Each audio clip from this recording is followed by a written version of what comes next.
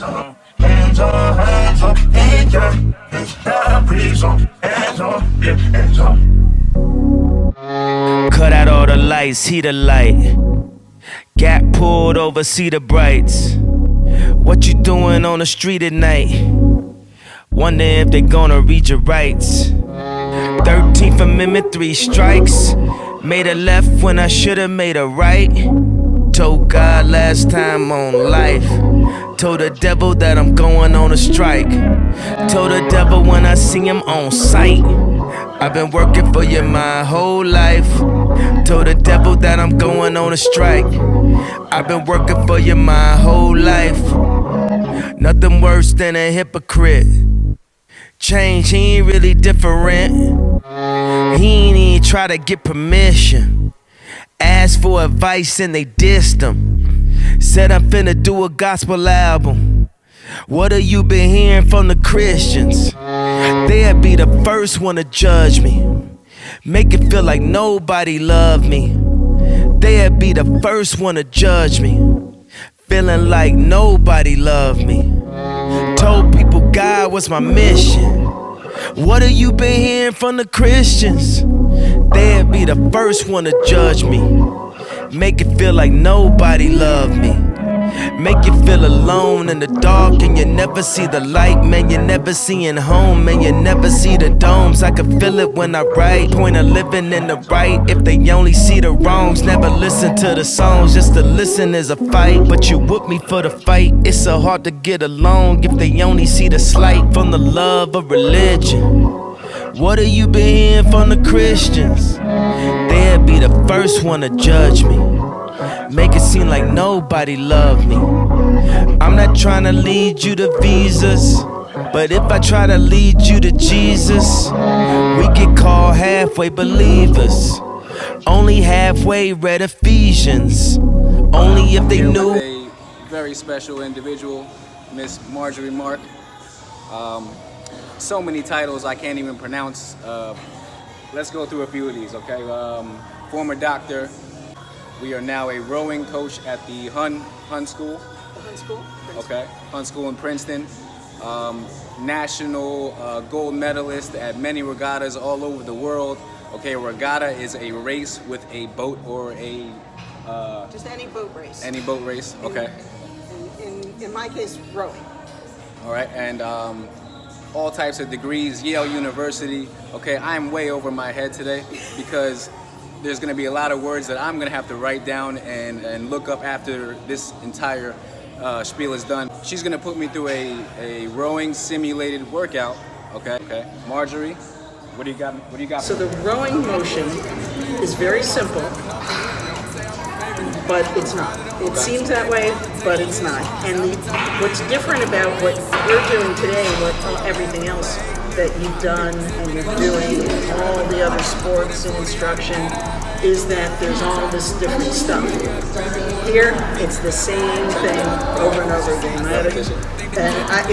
There's a little variation when you're rowing on the water because you have to drop your oar in, you have to drive it through the water, you have to press down on your handle to get the blade out, and you feather it, and then get ready for the next stroke. So there's a little bit of movement at the ends. With the ERG, we want to keep that chain level. Everything is straight in and straight out. So that's sort of basics of rowing. So when we actually get in a boat, I'll be ready. I'll be ready. Okay, so now what we're going to do is actually start to learn the rowing stroke. So all the way. Get those, so that your shoes are vertical. And I know you have the flexibility to do that.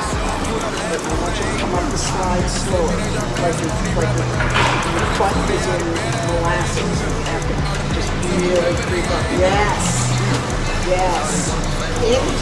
Into your sternum, arm straight out. That's it. In, arm straight out. That's control. That's slide control. Back. She got fleas, she fly, she's a net. I'm on lane, I get high, she on back, I can't match. I got fiends in the line, shipping the packs out the back. I did the impossible, I read the defense, then I had called the audible. Switch, feel like a sequence, let me keep at the back crawling in. They said I'm a beast, cause I had to go hard again. Cause 300 Spartans,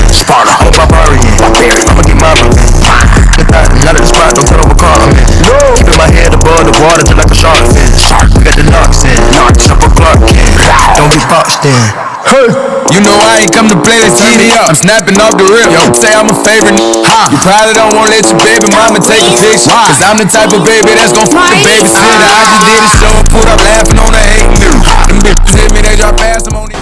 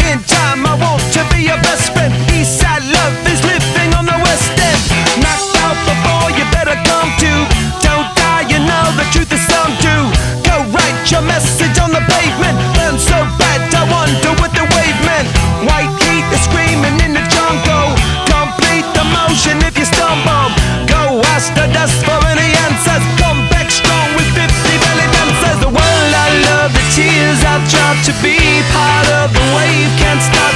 Ever wonder if it's all for you? The world I love, the trains I hop. To be part of the wave, can't stop. Come and tell me when it's time to. Sweetheart is bleeding in the snow cone. So smart, she's leading me to.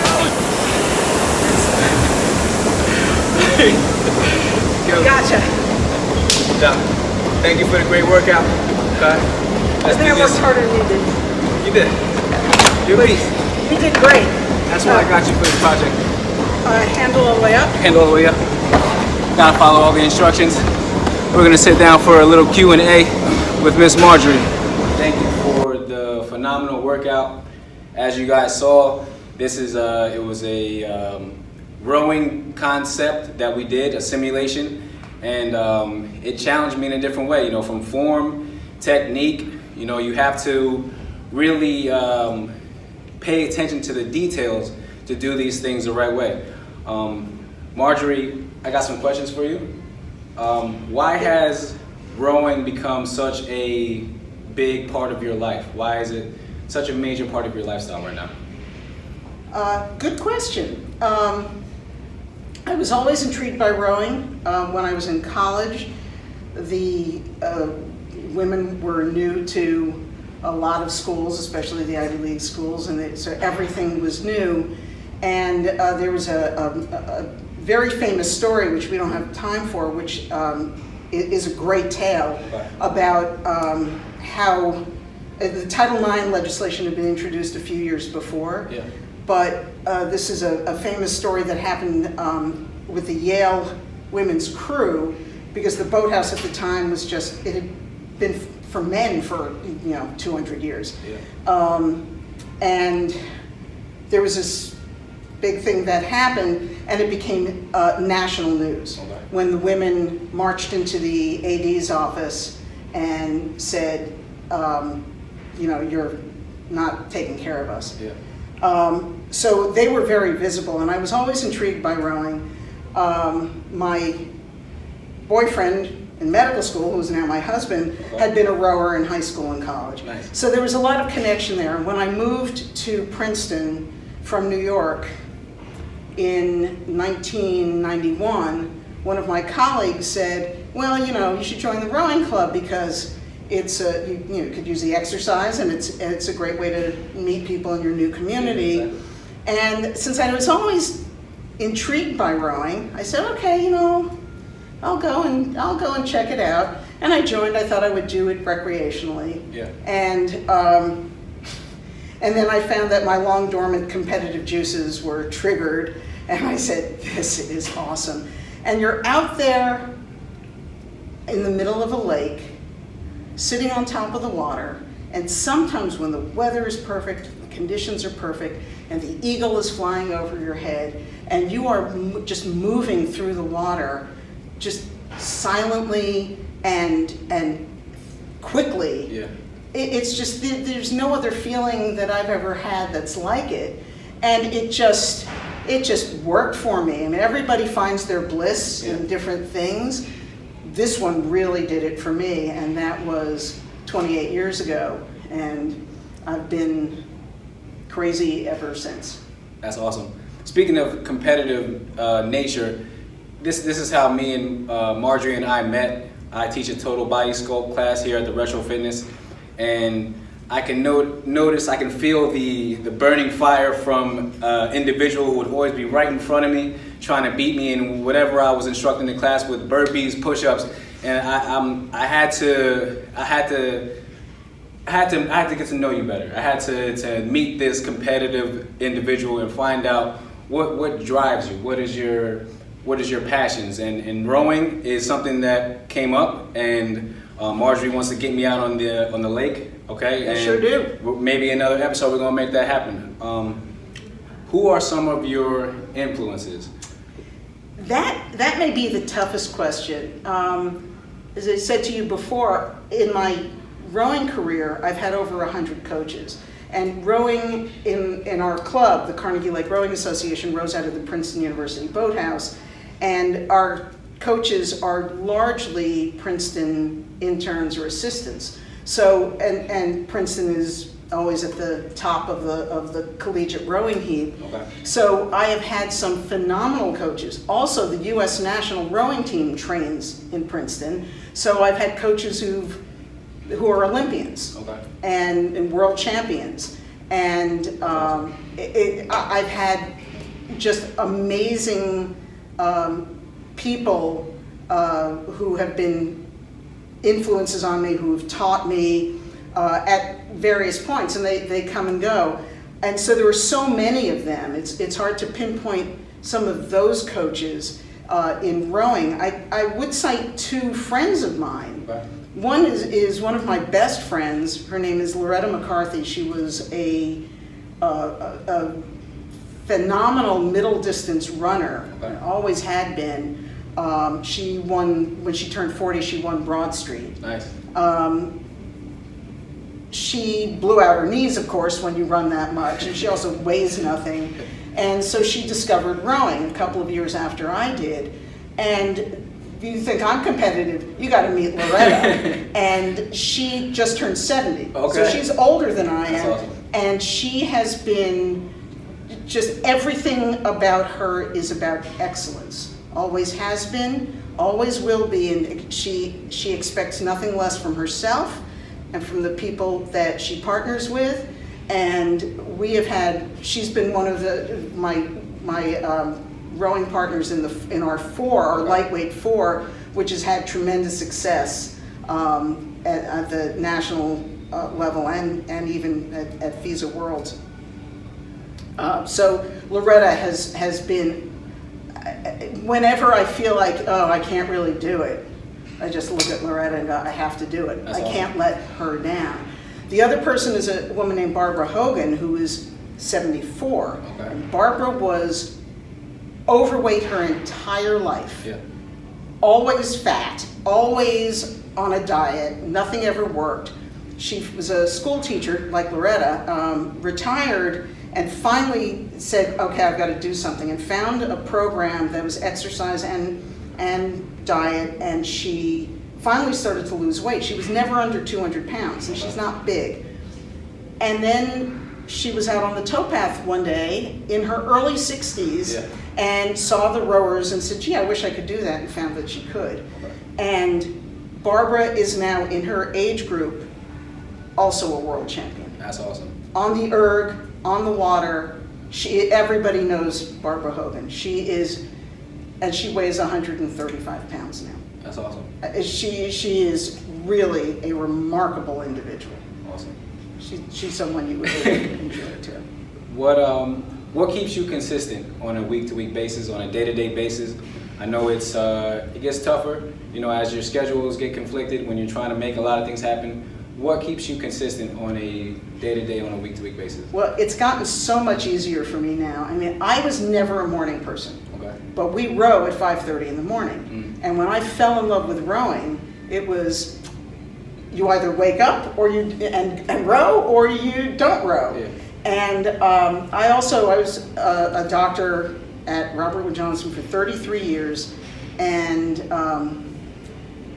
it got harder and harder as time went on when it became more corporate, and it was when I couldn't practice medicine the way I wanted to. Yeah. And I was miserable going to work, but I could always wake up on time for rowing, even though I was then late for work every day because it was this passive aggressive thing.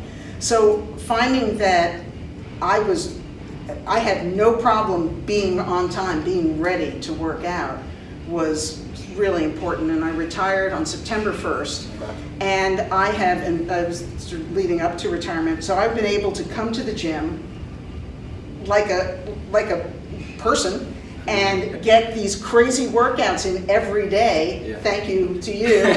I would not miss your workouts unless I'm away. And I've just gotten so much stronger, and I just feel so fantastic that easily motivates you. And like I said before, when you get out on the lake and just glide across the water, there's nothing else that makes you want to live and enjoy yourself so much. So it's really easy to get motivated. And to get faster on the water, I need to cross-train and do all of this crazy stuff. Okay. So it's become part of your passion, part of your lifestyle. It's my passion. It's a huge part of my existence. And the other thing I want to say is I'm really honored to have been asked to participate in this awesome project.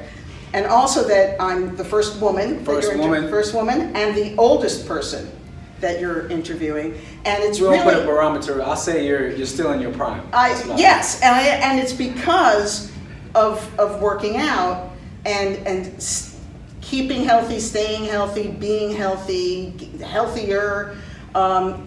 It's that people, that as you get older, they expect that you're going to slow down, but that's not the way it should be. The way it should be is to be a retired person and to get over 60 and be healthy and be in great shape. That's what it's all about. And feel terrific. I love that. And look good too. I love that. Last but not least, how do you want to be remembered as a coach, as an influencer in the rowing industry? How do you want to be remembered? How do you want your influence to be felt? Well, these are hard questions, and I thought about this too, and I think I want to be remembered as someone who made a difference. Okay. When I was a neurologist and a Parkinson's specialist, I hoped I made a difference in some people's lives, and the big thing in that area was actually this program of rock steady boxing and getting a lot of my patients, because exercise is the one thing that actually really may help delay and slow the progression of Parkinson's. Yeah. So having that effect, and you help out at Rocksteady, and a few of my former patients are there, and they look great. And so all I did with them is say, you got to go do this, and that worked. But now that I've left that field behind, in rowing, I want to be. I want, as an athlete, I want my teammates to say, yeah, I want to row with her. And as a coach, I want, since I've got these little kids, basically, what I want is to instill a passion and a love for a sport that they can do the rest of their lives. They can, do it through high school, they can do it through college, and then even after college, they can continue to do it as masters rowers, and then when they get to be my age, they can still be doing it. And it's part of doing something that gives you a raison d'etre, throw some French in there, but also to promote, to be a role model, to show that you can have a healthy lifestyle and enjoy yourself, just be happy by doing something that you're really passionate about. And if there are even a few of them who take that with them for the rest of their lives, then that would be pretty cool. That is awesome. Thank you, Marjorie, for the great workout. All right, you inspire me in many ways. And, all right? And this guy inspires me all the time. And he says, okay, we're doing this. And sometimes I look at him like he's nuts, but I do it because you're one of the people who inspires me. So I appreciate that. Thank you. This was another episode of What's Your Why? All right, you can check her out on Instagram. What's your Instagram tag? Marshy Pants. Check her out. All right, peace and love. Thank you.